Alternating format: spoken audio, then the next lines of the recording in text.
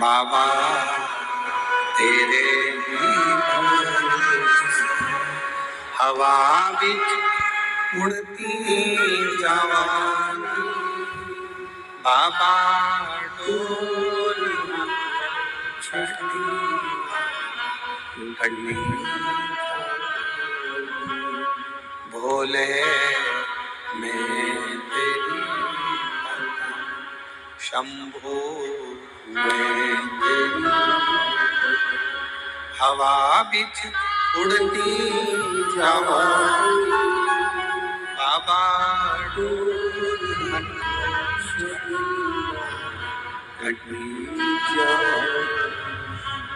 शिव महापुराण की कथा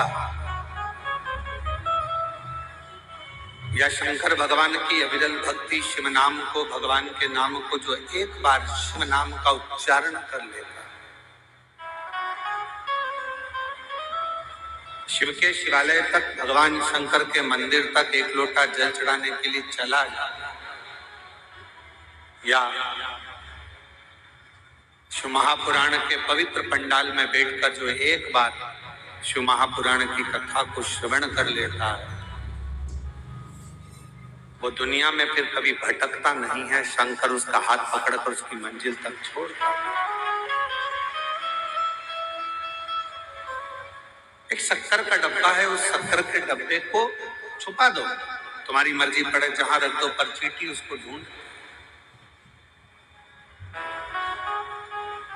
मिठाई का डब्बा है, छुपा दो, चींटी उसको ढूंढ लेती है।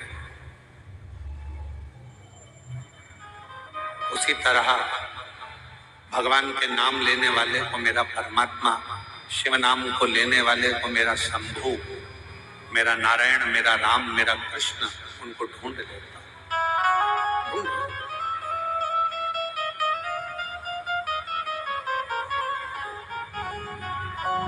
दुनिया के लोगों को शायद मालूम नहीं है, ये मार्गशीर्ष मास एक ऐसा महीना, तिवारी जी हम आपको साधुवाद देते हैं, गणेश प्रसाद तिवारी जी, आपकी धर्मपत्नी श्रीमती नेहा तिवारी जी को भी धन्यवाद देते हैं, आपके सुपुत्र आशीष तिवारी जी को भी धन्यवाद देते हैं। यह मार्गशीर्ष मास एक ऐसा महीना है जिस महीने में आद्रा नक्षत्र के समय शिव महापुराण की कथा कहती है कि आद्रा नक्षत्र में ब्रह्मा और भगवान विष्णु दोनों ने भगवान शंकर की दिव्य ज्योति शिवलिंग का प्रथम दर्शन किया था। ऐसा पवित्र मार्गशीर्ष।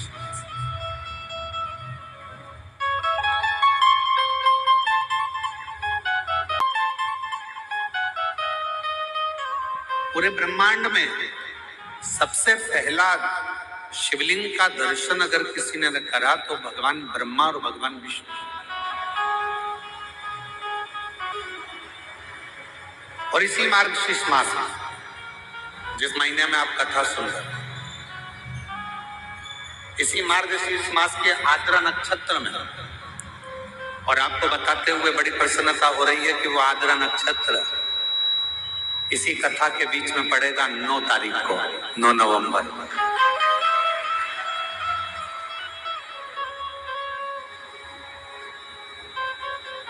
अब लगता है ना कि कवर्धा वालों ने कोई ना कोई ऐसा पुण्य जरूर करा है कि भगवान शंकर की कृपा तो हो रही है, साथ में ब्रह्मा की और नारायण की कृपा भी इन पर हो रही है, जो आद्रा नक्षत्र के समय पर ये पवित्र कथा को सुना।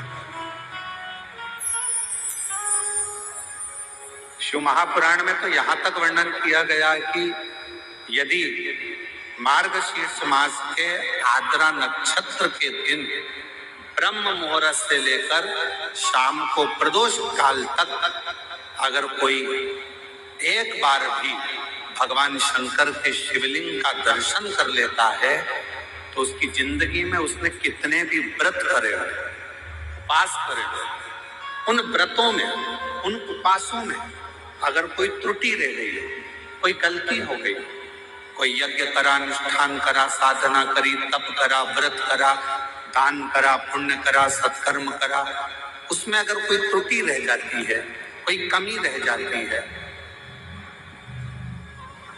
कुछ छूट गया होता है, तो केवल मार्गशीर्ष मास के आद्रा नक्षत्र के दिन भगवान शंकर के शिवलिंग का दर्शन कर लेने से वो सारी त्रुटियां समाप्त हो जाती है और शिव की कृपा।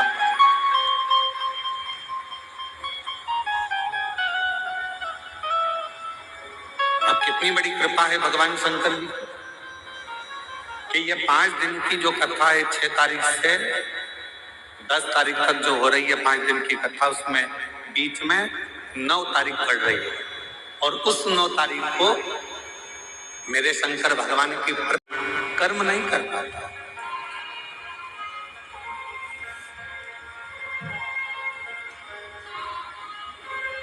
ब्राह्मण कर्म से वो वंचित है।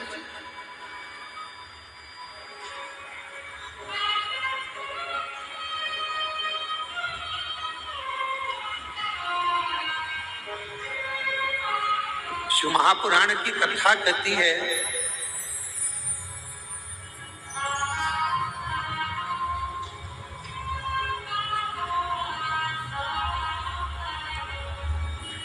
अगर मनुष्य की देह मिले तो 3 चीजों से बचना। पहले नंबर पर है कर्ज, दूसरे नंबर पर है क्लेश और तीसरे नंबर पर है कलंक।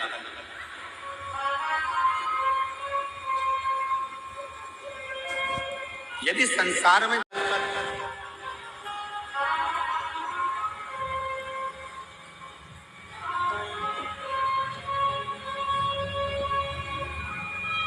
थोड़ा सा भी कर्ज हमारे जीवन में अगर हो जाता है, थोड़ा सा कर्जा आ जाता है, तो वो कर्जा बढ़ते बढ़ते बढ़ते बढ़ते एक दिन हमारी जमीन को, हमारी जायदाद को, हमारे मकान को भी बर्बाद कर देता।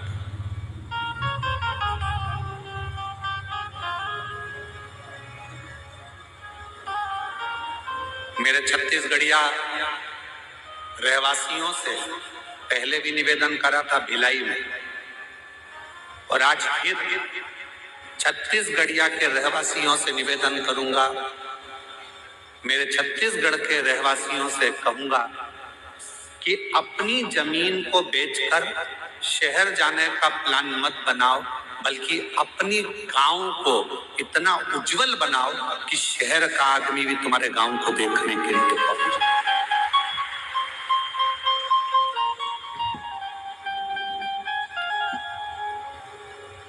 एक सच्चा छत्तीसगढ़िया, हम अपनी भाषा में कहते हैं जय जोहार। छत्तीसगढ़िया सब लोग, मतलब एक सच्चा छत्तीसगढ़िया वो होता है जो जहां रह रहा है, जिस भूमि पर रह रहा है, उस भूमि को, उस घर को, उस गांव को इतना उज्जवल बना ले, इतना प्रगतिशील बना ले कि फिर उसको देखने के लिए दुनिया के लोग, दुनिया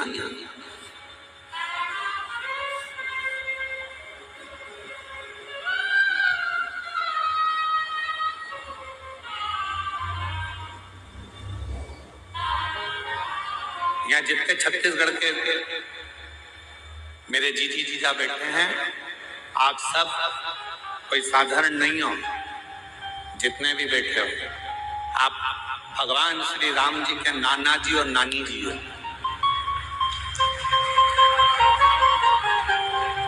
छत्तीसगढ़ वालों को ये गौरव होना चाहिए कि हम कौशल प्रदेश के हैं, माँ कौशल्या जी के गांव के हैं और भगवान राम जी हमारे भांजे।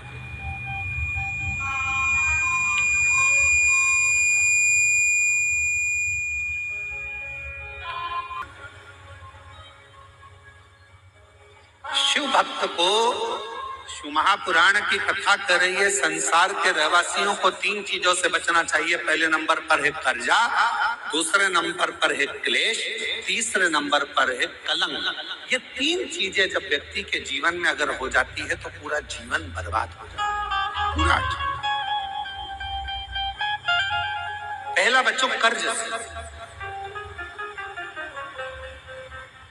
10 रुपए भी किसी का अगर कर्जा है तो वह हमको एक ना एक दिन डुबो देगा। इसलिए कर्जे से बचने का प्रयास करो। आज हो क्या रहा है, लाओ हम तुम्हें कर्जा दे देंगे। बड़ी बड़ी कंपनियां खुली हैं, बड़े बड़े बैंक खुले हुए हैं, जो दिन रात मोटरसाइकिल पे अपने अपने फ्लेक्स लगाकर दिन रात कहते हैं लो एक दिन में हम लोन देते हैं।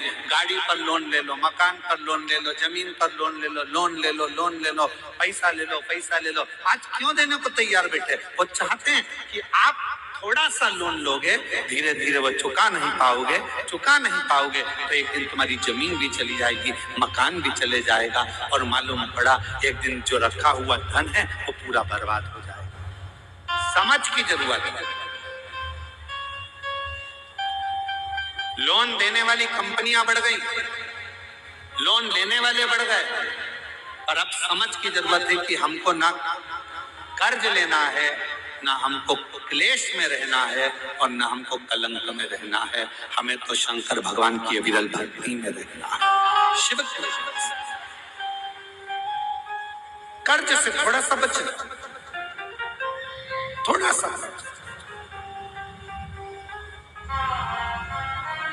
और जब यह मानव देह कर्ज से बच जाए तो इसको क्लेश से बचाने का प्रयास करो कि परिवार में रह रहे हो, गांव में रह रहे हो, नाते रिश्तों में रह रहे हो, कुटुंब कबीले में रह रहे हो, कोई क्लेश नहीं होना चाहिए। आपस में थोड़ा साझा बनाकर, थोड़ा सा।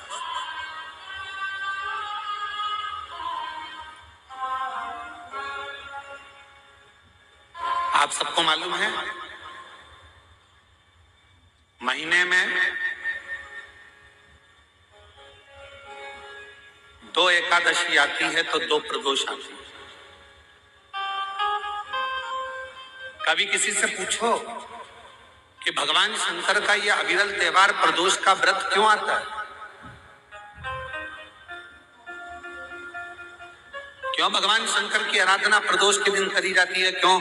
कभी सोमवार होम प्रदोष आ जाती है, कभी गुरुवार का प्रदोष आ जाता है, कभी शुक्रवार का प्रदोष आ जाता है, कभी कोई प्रदोष आ जाता है। ये प्रदोष का व्रत क्यों आता है? उसका एक कारण है, भगवान शंकर प्रदोष का व्रत धारण कर फिर अगला जो दिन होता है उस दिन मेरे शंकर भगवान अपने सारे गणों के साथ नंदी, भृंगी, श्रृंगी, नर, गंधर्व, अप्सरा, किन्नर, देवता, पशु, पक्षी जितने भी होते हैं मेरे शिव सबके साथ बैठकर अपना महाप्रसाद ग्रहण करते हैं।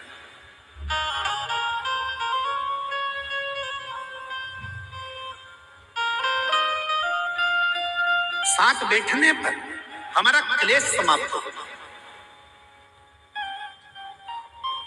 आज के जमाने में 4 भाइयों का परिवार, एक इधर जा रहा है, एक उधर जा रहा है, देवरानी, जेठानी, ननंद सब अलग अलग क्षेत्र में जा रही, कोई सुनने को तैयार नहीं। तो शिव महापुराण की कथा कहती है कर्ज से बच जाओ, दूसरा क्लेश से बचो।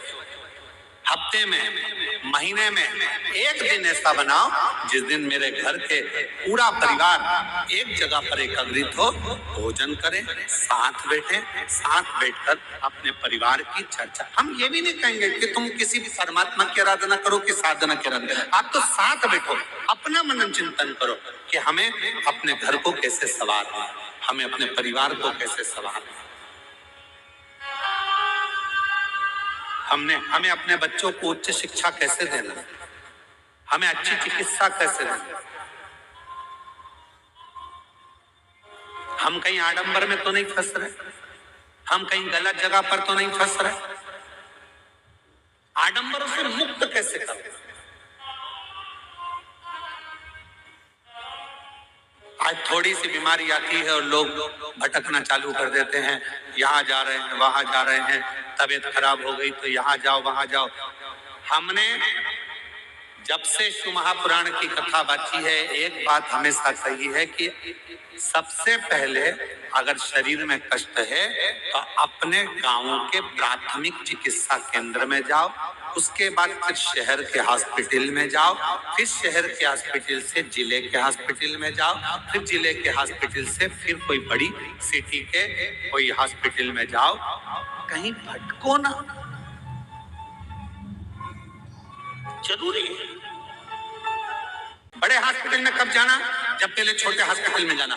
बड़ा हॉस्पिटल वाला क्या करेगा, तुम्हारे पहले की हॉस्पिटल की फाइल दिखाओ, साहब ये हमने हमारे गांव के हॉस्पिटल में दिखाया था, साहब ये हमारे कवर्धा में दिखाया था, साहब हम फिर बिलासपुर पहुंचे, साहब अब हम रायपुर आए हैं, ये देखो हमने ये जांचें कराई है। छोटे हॉस्पिटल से बड़े हॉस्पिटल तक जाओ। पर आजकल व्यक्ति क्या करता है, डायरेक्ट बड़े में जाने की सोचता है। उसी तरह जैसे गांव के लोग इकट्ठे हुए और कहाँ जा रहे हो साहब, तो कहा हम अमरनाथ जा रहे हैं। कहाँ जा रहे हो साहब, हम केदारनाथ जा रहे हैं। तो हम उनसे पूछे भैया तुम अमरनाथ जा रहे हो, बड़े हॉस्पिटल में जा रहे हो, तुम केदारनाथ जा रहे हो, बड़े हॉस्पिटल में जा रहे हो, पर ये तो बताओ कि प्राथमिक चिकित्सा केंद्र पहुंचे कि नहीं पहुंचे। पहले अपने गाँव में जो शंकर जी का मंदिर है उसमें जाना चालू करा कि नहीं करा, पहले शिव जी के मंदिर में जाना चालू करा कि नहीं करा। आज का व्यक्ति अमरनाथ जाना चाहता है, आज का व्यक्ति केदारनाथ जाना चाहता है, पर आज का व्यक्ति अपने घर के पास में जो शंकर जी का मंदिर है वहां जाना नहीं चाहता। लोग देखेंगे, हंसेंगे, ताना कसेंगे, कोई कुछ कहेगा, कोई कुछ कहेगा। पहले चिकित्सा केंद्र, प्राथमिक चिकित्सा केंद्र जाइए, पास के मंदिर जाइए।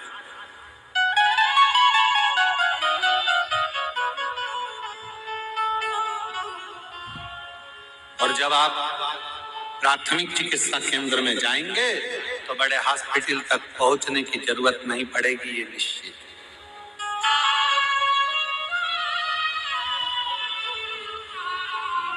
बट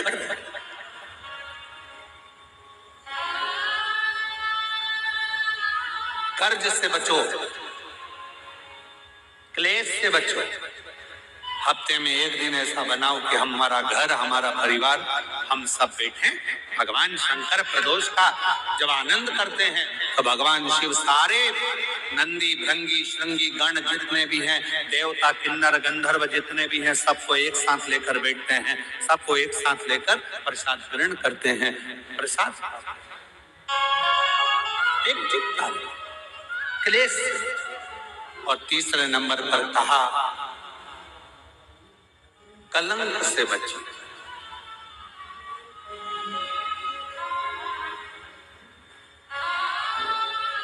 हमारे सनातन हिंदू धर्म में पतंग उड़ाने के लिए एक दिन दिया गया। यहां उड़ाते पतंग? अरे बोलो तो जम के। कब उड़ाते हैं? जम के बोलो।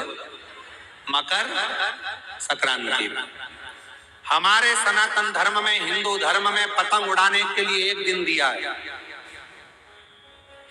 मकर संक्रांति का दिन। उड़ा लो जितनी उड़ाना, खूब काटो जितनी काटना। और हमारे सनातन धर्म में यह कहा गया साल में एक दिन मकर संक्रांति के दिन खूब उड़ाओ, खूब काटो, और बाकी के दिन ना उड़ाना ना काटना। शिव महापुराण की कथा कहती है, किसी का कोई काम हो रहा है, किसी के बेटे की शादी हो रही है, किसी की बेटी का संबंध हो रहा है, लोग हर कुछ बोलकर उड़ा देते हैं और उसके संबंधों को काट देते हैं। शिव महापुराण की कथा कहती है, कोई उन्नति की सीढ़ी पर चढ़ रहा है तो उसको चढ़ने दो, बढ़ने दो, उसको काटने का प्रयास मत करो, क्योंकि हम सब सनातनी हैं। सनातनी काटता नहीं है, सनातनी जोड़ता।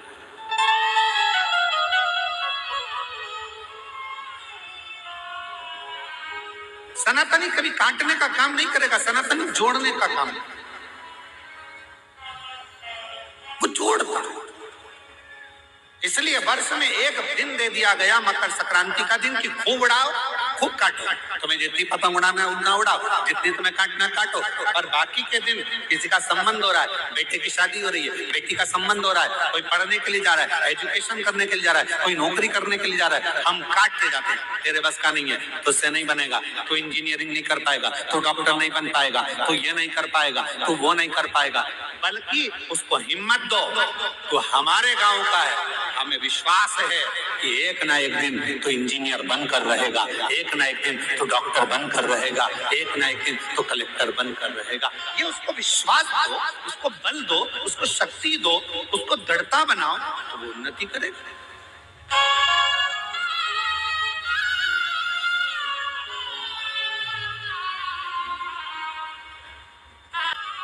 अब हम क्या कर रहे हैं, अपने तो अपनों को जोड़ ही नहीं पा रहे, उसको काटने में लगे। तेरे बस का नहीं है तो कुछ नहीं कर सकता। शिव महापुराण की कथा में देवराज नाम के ब्राह्मण का चरित्र आता है कि देवराज नाम का ब्राह्मण कुल में जन्म लिया।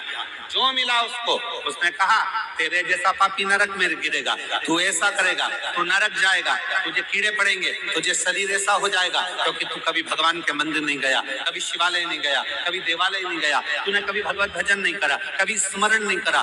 देवराज चोरी में लिप्त रहता, वेश्यावृत्ति में लिप्त रहता। उस देवराज नाम के ब्राह्मण ने कभी कोई अच्छा कर्म नहीं करा, बेकार कर्म में वो लिप्त रहा, बेकार।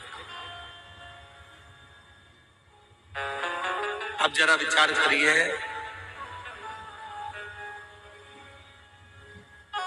बेकार कर्म में देवराज लिप्त रहा, खूब लिप्त रहा, और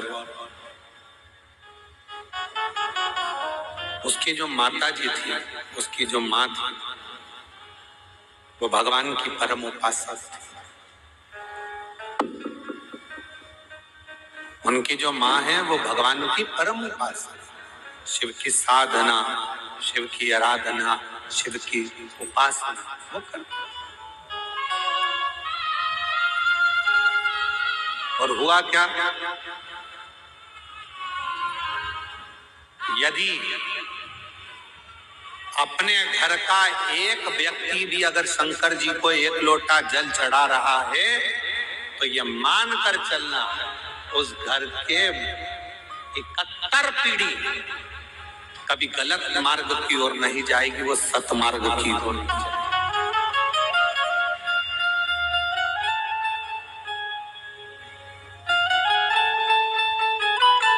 सतमार्ग की ओर। एक लोटा जल कोई साधारण, एक पत्र है, अच्छा है, देखिए एक पत्र आया है,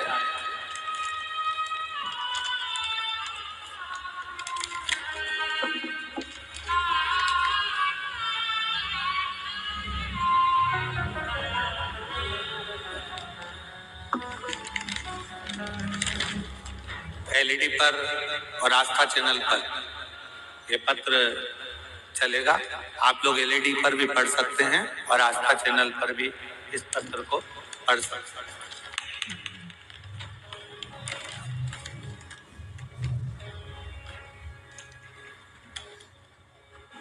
मैं सावित्री साहू, जिला कबीरधाम, छत्तीसगढ़ से आई है। कहीं बैठी हो तो हाथ हिला सकती हैं, अगर कहीं बैठी हो तो हाथ हिला सकती हैं। मैं सावित्री साहू, ग्राम गेंदपुर, जिला कबीरधाम, छत्तीसगढ़ की रहवासी। कहीं बैठी हैं?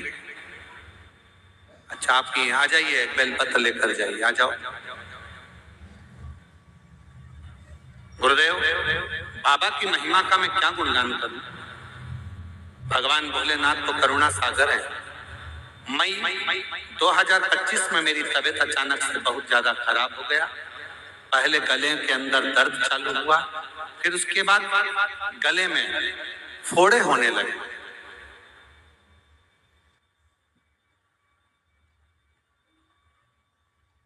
दिन पे दिन मेरा तबीयत बिगड़ता गया। तब मैं अस्पताल गई। इलाज के दौरान डॉक्टर ने बताया कि आपके गले में कैंसर हो गया। मैं बहुत डर गई। फिर भी मैं बाबा भोलेनाथ के मंदिर में एक बहन जी के कहने पर चली। 3 महीने से ना तो कुछ खा पा रही थी, ना पानी पी रही थी। दिन पे दिन मेरी तबीयत बिगड़ती गई। फिर मैं अस्पताल गई, डॉक्टर से मिली, फिर कोई सुधार नहीं हुआ।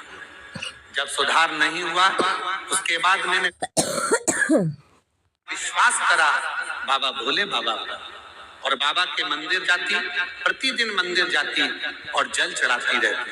उसके बाद मैं तीसरे बार फिर अस्पताल गई, डॉक्टर को मिली, फिर चेकअप करवाया।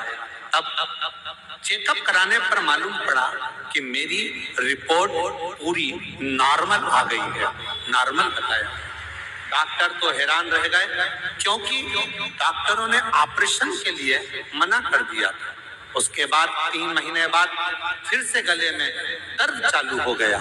फिर मैं डर गई, लेकिन मैं अस्पताल के लिए फिर पहुंच गई और हॉस्पिटल में जाकर मैंने फिर जांच कराई। जांच कराने पर पता चला कि मेरा जो कैंसर की बीमारी थी वो भी पूर्ण तरह से समाप्त हो गई। मैं बाबा को धन्यवाद देने के लिए आई हूँ, शिव को नमन करने के लिए। मेरा नाम सावित्री साहू, ग्राम गेंदपुर, जिला कबीरधाम, छत्तीसगढ़ से है। एक लाइन अच्छी लिखी है, आप और हम गुनगुनाते हैं।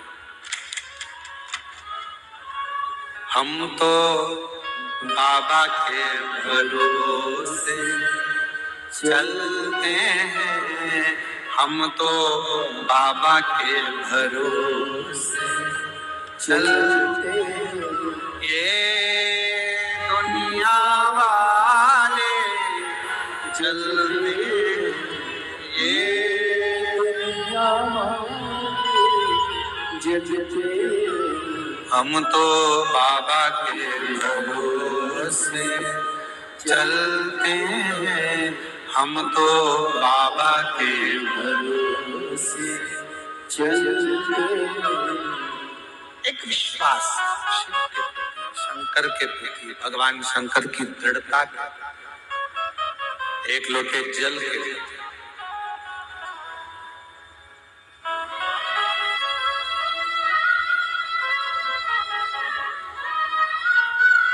करो विश्वास। शंकर भगवान पर चढ़ा हुआ जल पियो, पर उससे पहले अपने नजदीक के हॉस्पिटल में जाकर जांच भी कराते रहो, इलाज भी कराते रहो।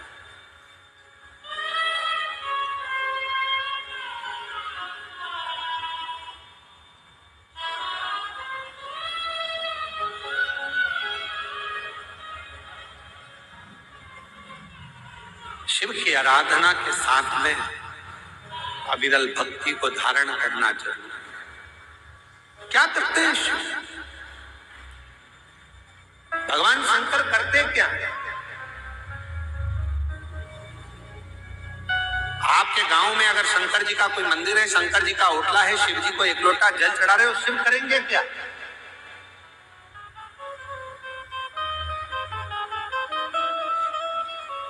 क्या करेंगे भगवान शंकर? जैसे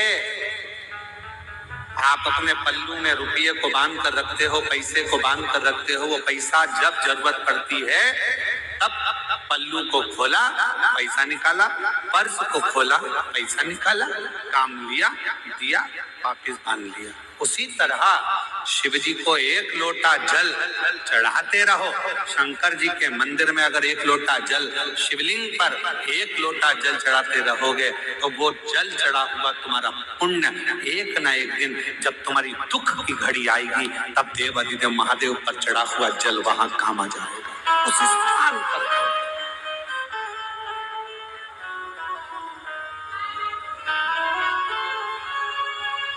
जाते हो आप लोग जल चढ़ाने के लिए? कितने लोग जाते हैं? हाथ उठाओ जरा। शिव जी पे एक लोटा जल। वाह वाह, बहुत बढ़िया, जोरदार। आप सभी को प्रणाम करता हूँ, नमन करता हूँ जो आप भगवान देवाधिदेव महादेव को एक लोटा जल चढ़ा रहे हो और अपने दुख को मिटा रहे हो। साधुता है।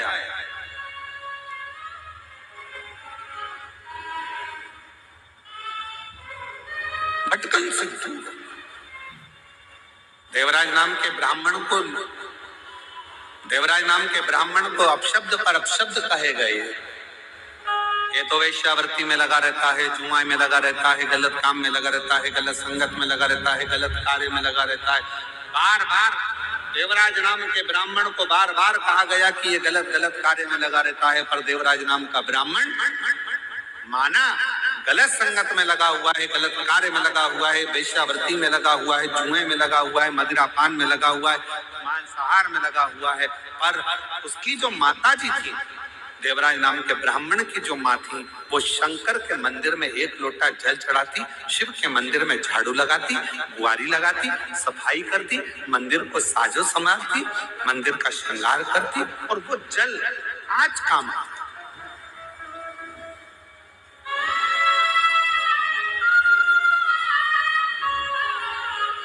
शिवजी पे चढ़ा हुआ जल, उसकी माता ने जो जल चढ़ाया वो आज काम।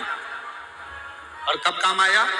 जब देवराय नाम का ब्राह्मण शरीर में ताप पड़ने लगा, बुखार आने लगा, शरीर को ठंड लगने लगी, शरीर में बुखार पड़ गया, तब वो देवराय नाम का ब्राह्मण चोरी का धन लेकर आ रहा था, और वो चोरी के धन को लेकर शंकर के टूटे हुआ एक शिवालय था, मंदिर था, भगवान शंकर के उस मंदिर में वो प्रवेश कर गया।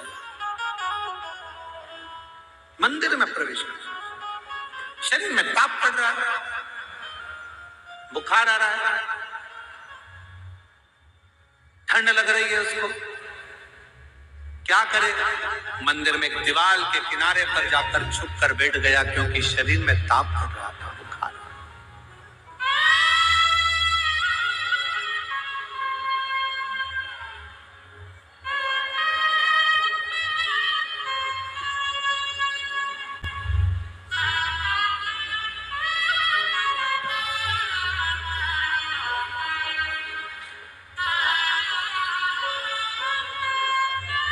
इनको प्रॉब्लम,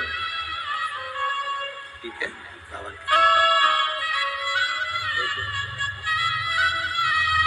एक बार जोरदार ताली बजाओ। रिपोर्ट नॉर्मल आई, और बाबा की कृपा से गले में बहुत प्रॉब्लम हो गया था, और शिव जी की कृपा से अब पूर्ण तरह से स्वस्थ हैं। एक बार जोरदार ताली बजाकर सुनो। ये जो आपके साथ माताएं हैं,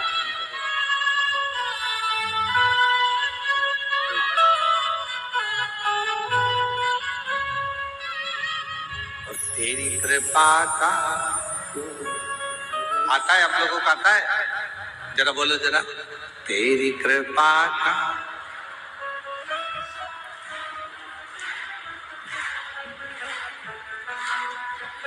बहुत जोरदार, घर पे जाके नजर उतरवा लेना, नजर ना लग जाए तो।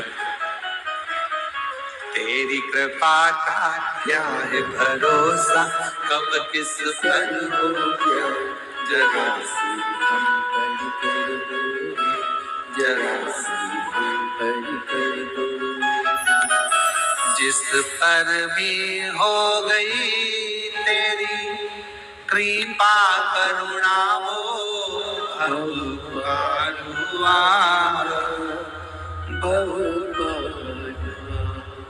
जिस पर भी हो गई तेरी कृपा करुणा, वो बहुबार हुआ। पापी हो चाहे जितना, उसका भी बाबा उद्धार हुआ, गिद्ध अजामिल गणिका जैसे, गिद्ध अजामिल गणिका जैसे, तेरे मन को आए, जरा से हम पर कर दो, जरा से हम पर कर दो। तेरी कृपा का क्या है भरोसा, कब किस पर हो जाए, जरा सी हम पर कर दो, जरा सी हम पर। ये उसकी कृपा, उसकी उदारता, उसकी करुणा। और अभी कथा प्रारंभ करी जब आपको कहा कि कवर्धा वालों के, कवर्धा के आसपास के जितने ग्रामीण हैं, जितने गांव बसे हुए हैं, उनका पुण्य। गणेश प्रसाद तिवारी जी, आपकी 71 पीढ़ी का पुण्य एकाग्रित हुआ है, तब मार्गशीर्ष मास के आद्रा नक्षत्र के समय पर यीशु महापुराण की कथा मिली। ये कोई साधारण समय नहीं है। और जरूरी नहीं है कि आप हमारी बात पर विश्वास करें, आप तो गीता प्रेस गोरखपुर की शिव महापुराण को लेकर आओ, और एक बार उसको पढ़ो। और अगर हो सकेगा तो हम आज अपने YouTube चैनल पर या फेसबुक, इंस्टाग्राम पर भी, व्हाट्सएप पे भी डालेंगे कि मार्गशीर्ष मास का आद्रा नक्षत्र का कितना महत्व है। हम शिव महापुराण का उतना चैप्टर का फोटो खींचकर डालेंगे कि उसका महत्व क्या। कुछ मत करो, केवल उस दिन शंकर के मंदिर में जाकर दर्शन कर लो या शिव महापुराण की कथा को श्रवण करो।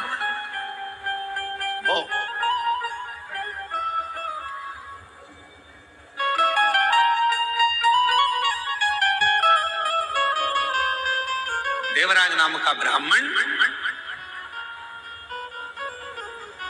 गलत संगत में पड़ने वाला, गलत विचारों को रखने वाला, गलत सोच करने वाला, गलत विचार रखने वाला, गलत कार्य करने वाला, चोरी कर कर वेश्या को धन देने वाला, वो देवराज नाम का ब्राह्मण शंकर के मंदिर में पहुंच गया।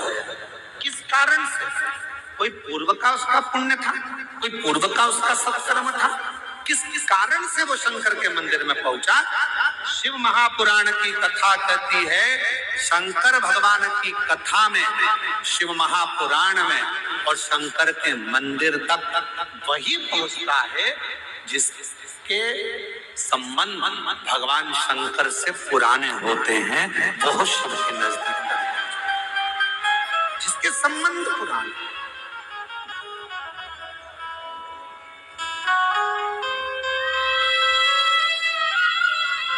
और कोई पिछले जन्म के अच्छे कर्म मुझे तो बाबा तेरा, कोई पिछले जन्म के अच्छे कर्म मुझे बाबा तेरा सब।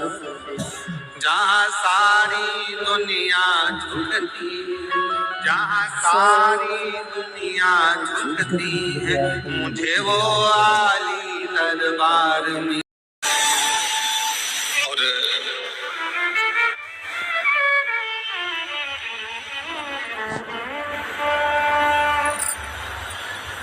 जिस जगह पर यह शुद्ध महादेव विराजमान है, इसी भूमि पर मां पार्वती जी भगवान शंकर को पति बनाने के लिए बाल्यावस्था में तप करते हैं।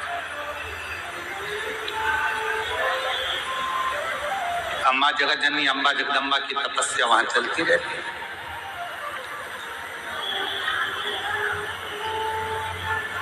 वहां पर एक सुधात नाम का असुर था,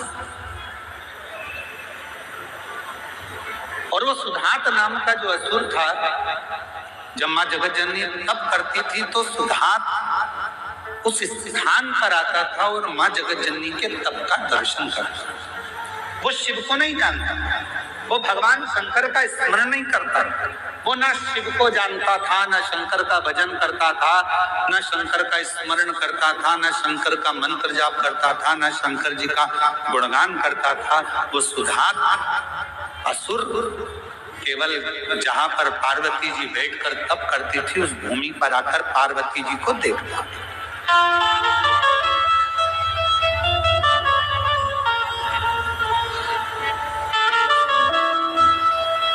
मां जगतजननी अपनी बाल्यावस्था में शिव भक्ति में लगी, भगवान शंकर की अविरल भक्ति धारण कर रहे।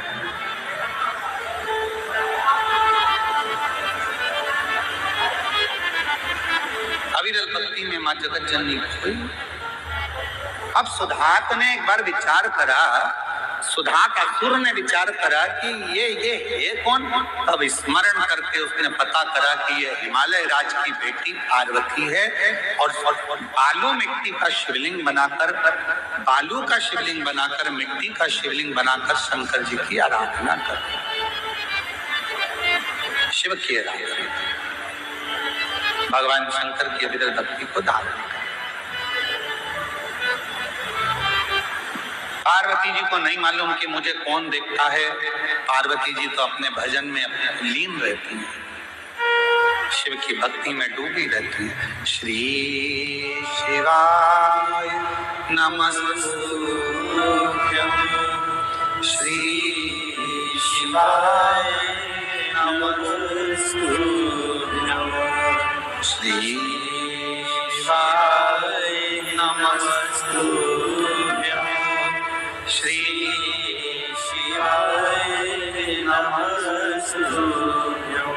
पार्वती जी अपनी अलमस्ती में भगवान की आराधना कर, उन्हें नहीं मालूम। जो कथा सुनने के लिए आता है वो ये नहीं देखता कि मैं आगे बैठा हूँ कि पीछे बैठा हूँ कि राइट में बैठा हूँ कि लेफ्ट में बैठा हूँ। उसका तो एक ही तत्व है कि कहीं पर बस माइक की आवाज आ जाए, कहीं पर भी बैठकर मैं कथा सुनूंगा, मेरे कानों में अगर ये शिव महापुराण की कथा अंदर चली गई और जिस जमीन पर बैठकर मैं कथा सुनूंगा, जब आरती हो जाएगी, आरती होने के बाद जब मैं उठूंगा, उस जमीन की रज को, मिट्टी को जब मैं अपने मस्तक से या मेरे शरीर में जो दुख है, तकलीफ है, वहां लगाऊंगा, तो वो सोच कर जाता है कि मेरा दुख समय पर समाप्त तो होगा ही, ये निश्चित है। और कोई पूछे कि सीवर वाला महाराज बोलता है कि जहां कथा बैठकर सुन रहे हो, उठोगे, आरती होने के बाद जब वहां से जाओगे, वहां की मिट्टी को अपने मस्तक चढ़ा कर जाना या उस मिट्टी को नमन कर कर जाना, ये कहाँ लिखा? तो इस सुधात असुर की कथा में, माँ जगत जननी की कथा में, सुत महादेव की कथा में इसका वर्णन आता है। स्कंद पुराण में भी इसका वर्णन, स्कंद पुराण में भी सुत महादेव का वर्णन आता है। और जब भी आप जम्मू कश्मीर घूमने के लिए जाएं,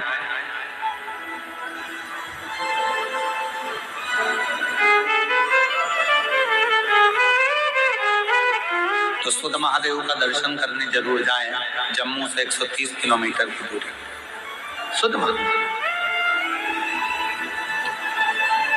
संगत का असर किसको कहते हैं?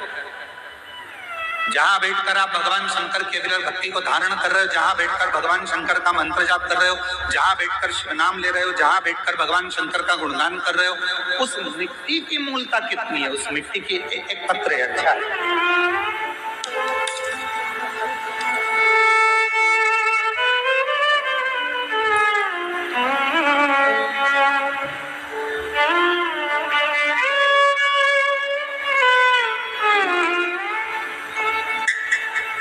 संतोष कुमार सिंह, मेरा घर कल्याणपुर रोड, मंगेर का निवासी। पत्र को एलईडी पर पढ़ाएंगे, आस्था चैनल पर भी पत्र चलेगा, यहाँ की टीवी से कर लो। मैं करुणा सिंह पति संतोष कुमार सिंह, मेरा घर कल्याणपुर रोड, मंगेर का निवासी हूँ। गुरुजी, भोले बाबा का मैं क्या बखान करूं, उनकी महिमा का अपरंपार। कहीं बैठी हो तो हाथ हिला सकती हैं। करुणा सिंह पति संतोष कुमार सिंह, मेरा घर कल्याणपुर रोड, मंगेर का निवासी है। कहीं बैठे हो तो हाथ हिला सकते हैं। आप ही हैं? ऐसा एक बार हाथ हिला। हाँ जी, आ जाइए, एक बेलपत्र ले जाना, आ जाओ, धीरे धीरे आइए साइड से। भोले बाबा की महिमा का मैं क्या गुणगान करूं गुरुदेव? किसी के कहने पर टीवी के पास बैठकर 5 साल से शिव पुराण की कथा सुन रही हूं और 2 कथा पंडाल में जाकर सुनी। एक खगड़िया, दूसरा मधेपुरा के पंडाल में कथा सुनी। गुरुदेव, बाबा से केवल एक ही चीज के लिए जाती थी कि मेरी बेटी बहुत मेहनत कर रही है, उसका गवर्नमेंट जॉब लग जाए। जितने जितने महाराजों को पत्रिका दिखाई, सबने मना कर दिया था कि इसकी सरकारी नौकरी नहीं लगेगी, इसके भाग्य में नौकरी नहीं है। तब मैंने कथा के 5 कथा जब टीवी पर सुनी तो ऐसा सुना कि पंडाल में बैठकर जो मांगा जाता है बाबा उसको देता है। तो मैंने भी विचार करा कि कथा के पंडाल में बेटी के साथ बैठकर कथा सुनूंगी और वहां की मिट्टी को सिर चढ़ाकर विनय करूंगी और बेटी और हम कथा के पंडाल में बैठकर निवेदन करें। आपने कथा में कहा था कि अपनी मेहनत को 4 गुना बढ़ाओ, इतना परिश्रम करो कि रात दिन एक कर दो और फिर आखिरी में शहद बेलपत्र लगाकर शिव को चढ़ाकर चले जाओ। बाबा लाज जरूर रखता है और वही हुआ। आज बाबा की कृपा से पंडाल में कथा सुनने का फल क्या मिलता है, आज मेरी बेटी का बिहार पुलिस में सिलेक्शन हो गया। मैं बाबा को यहाँ नमन करने के लिए आया। 9 मई 2025 की मेरिट लिस्ट में बाबा ने निकाला, मेरी बेटी का मैं फोटो भी लगा रही हूँ साथ में। शिव की कृपा किसको, शंकर की उदारता किसको, शिव तत्व किसको, और जो जैसी भावना लाया वो ऐसा ही फल पाया, नहीं खाली उसे लौटाया वो मन ही मन हर्षाया, और करिया माना काशी वाले ने लुटा दिया भंडार काशी वाले ने। आप जिस भावना से जो इच्छा रखकर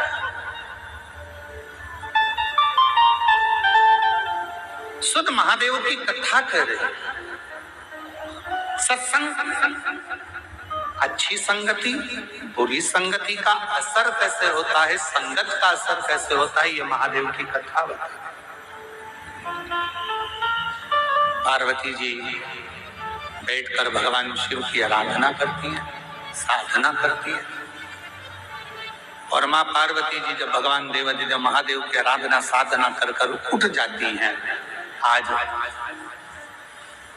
सुधात असुर ने विचार करा, जरा जहां ये लड़की बैठकर, ये कन्या बैठकर आराधना करती है, वहां की मिट्टी को जरा मैं थोड़ा सा लगा कर दूं, उस मिट्टी को लगा,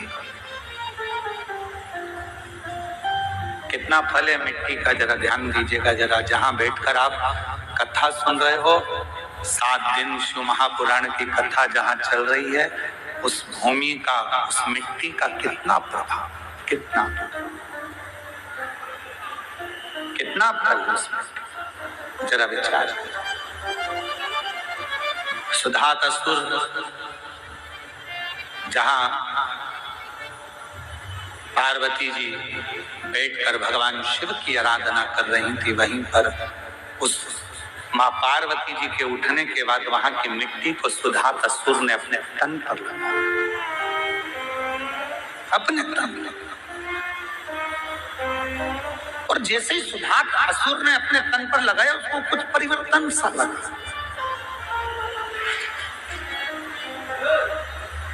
उसके जीवन में उसको परिवर्तन सा लगा।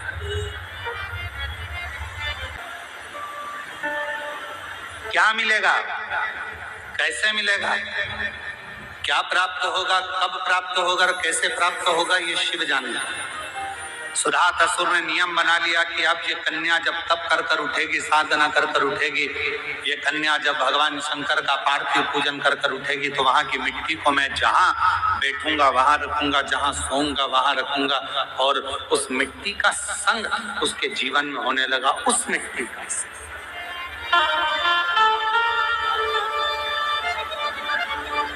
वो मिट्टी उसके संगति को बदलने लगी।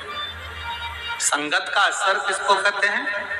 एक लोटा जल जिसके घर से निकल कर जाता है शिवालय तक, आपके घर के नजदीक में जो शंकर जी का मंदिर है, आपके घर के नजदीक में जो शंकर का शिवालय है, आपके घर के नजदीक में जो शंकर का मंदिर है, देवादिदेव महादेव का मंदिर है, अपने घर का जल शंकर के मंदिर में ले जाकर चढ़ाओ, अपने घर का जल शिव के मंदिर में ले जाकर चढ़ाओ।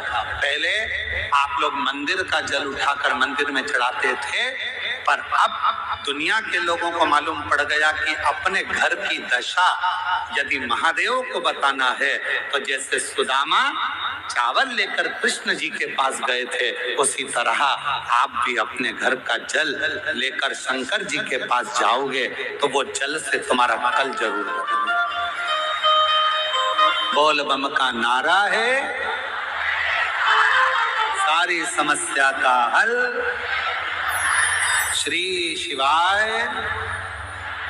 तो तो वो जल तुम्हारा कल जरूर बदलेगा। आप अपने नजदीक के शिवालय तक, शंकर के मंदिर तक, भगवान शंकर की चौखट तक जब एक लोटा जल चढ़ाने के लिए जाओगे, शंकर के मंदिर में अपने घर का जल लेकर जाओगे, वो जल जो तुम्हारे घर में रखा हुआ है, वो जल शिव महापुराण की कथा कहती है। जब हम मंदिर में जाते हैं तो पंडित जी से कहते हैं, पंडित जी चरणामत दे दीजिए। चरणामत क्यों मांगते हैं? क्योंकि मंदिर का जो जल है, आरती, पूजन, अर्चन, भजन, कीर्तन का तरंग उस जल में चली जाती है। वो जल जब हमारे अंदर जाता है तो हमें अविरल भक्ति प्रदान करता है, एक अलग से शक्ति प्रदान करता है। इसलिए हम पंडित जी से कहते हैं, पंडित जी जल दे दीजिए, चरणामृत दे दीजिए। पंडित जी जल देते हैं, हम उस चरणामृत को पीते हैं, वो जल हमें प्राप्त होता है, हम चरणामृत पीते, जल पीते।